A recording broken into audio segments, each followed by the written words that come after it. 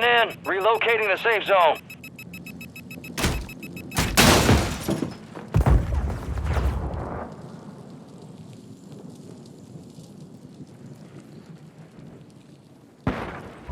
You got gas moving in.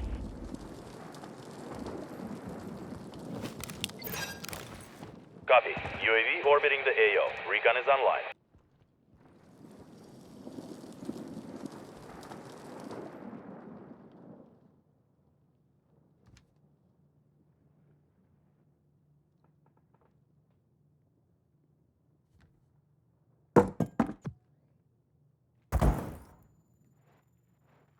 Be advised, UAV is exiting the AO.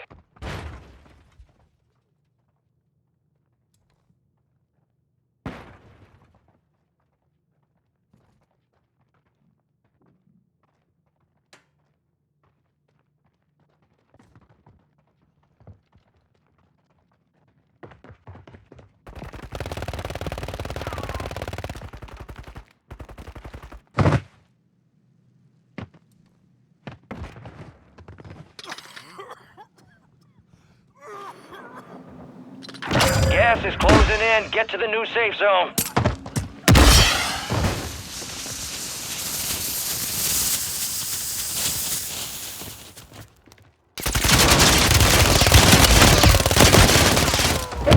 Finish your mission.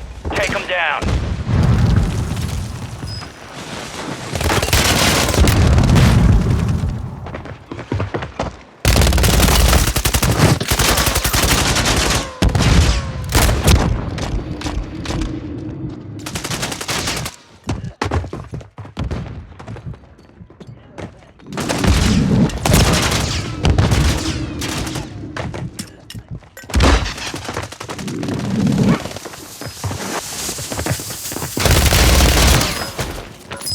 Some bitches never stood a chance. Nicely done.